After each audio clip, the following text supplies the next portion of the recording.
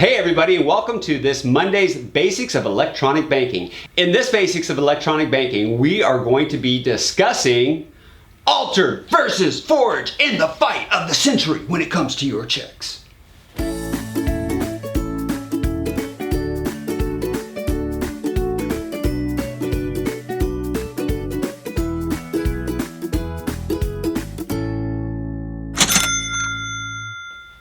What is altered versus forged? This is actually a discussion that I've had a lot for years.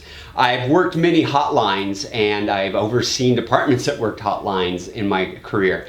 And it's something that comes up a lot when people are asking, well, who's going to be at fault? And it's understanding what is the difference. And that's what really leads to who is going to be at fault. Here, I'm having a bad hair day. Okay.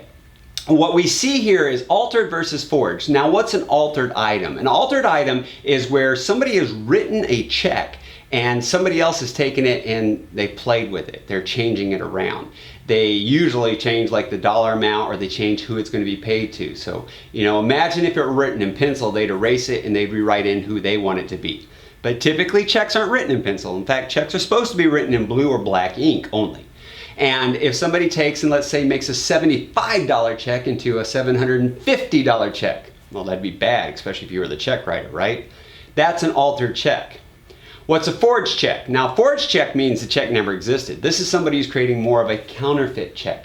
They are taking and making up a check. We see this all the time with cashier's checks and cashier's fraud. And it's where somebody gets on the internet, finds a bank's routing number and information, and then creates fake, phony, counterfeit, forged checks that look like theirs. So they are creating, they're counterfeiting, they're forging the check. When we have the altered and we have the forged, who's going to be held responsible? This is really interesting because we've had recent rules changes that are kind of changing this one around. In fact, we have what's called presumed altered. And I'm not really going to address that one just yet. We'll have that in a future video. In fact, I'll be attending an ECHO, and I'm going to have a video on who is ECHO, the Electronic Check Clearinghouse Organization, an ECHO committee meeting soon where that's going to be a big topic of discussion. And I'll make a video on just presumed altered after that. But for now, let's just get some of the basics. Who's held responsible if it's altered versus if it's forged? If it is altered, we're going to see that the Bank of First Deposit is going to be held responsible. Why? That's not fair, I hear a lot of times. Actually, yes, it is fair. Because remember, if it's altered, that was the $75 check that became a $750 check. You should be able, I said should be able, you should be able to see on the check itself that somebody's played around with it, that there have been changes that have been made to it. Because you are supposed to be looking at all the checks that come in as you're processing them. Now, you're probably saying, Kevin, we have remote deposit capture, we don't look at all of our items.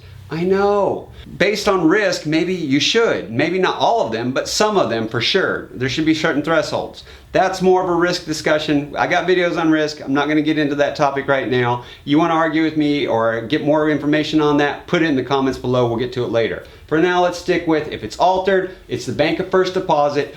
Why? Because they should be able to tell by looking and inspecting the item. Next, if it's a forged item, who's going to be held responsible? Is it going to be, or most likely held responsible, is it going to be the Bank of First Deposit? No. Well, why not? Because if you do look at forged items, there's some really good ones out there. There's some fancy ones that are actually out there. There's some that take some serious inspection. There's software that can detect a lot of this stuff too. We're not going to get into those providers, but there is software that can help with some of this in your risk mitigation. But some forgeries are so good it's hard to tell. And for an example, just so something real simple, even if you don't have software in there, a Bank of First Deposit's not going to know if it's my actual signature or if it's a forger's signature when that check is going to another paying bank. So that check, that's a forged check, would have to get to the paying bank. And let's say it's somebody who's forged a check on my account. When it gets to my paying bank, where I have the account, my paying bank will be able to look at like my signature card on file. And they'll be able to determine, hey, this isn't Kevin's signature. They're in the best position to be able to determine it's forged. The way we look at it in general, when it comes to altered versus forged, altered really falls the responsibility on the Bank of First Deposit because they should be able to tell upon the first inspection point something's wrong with this.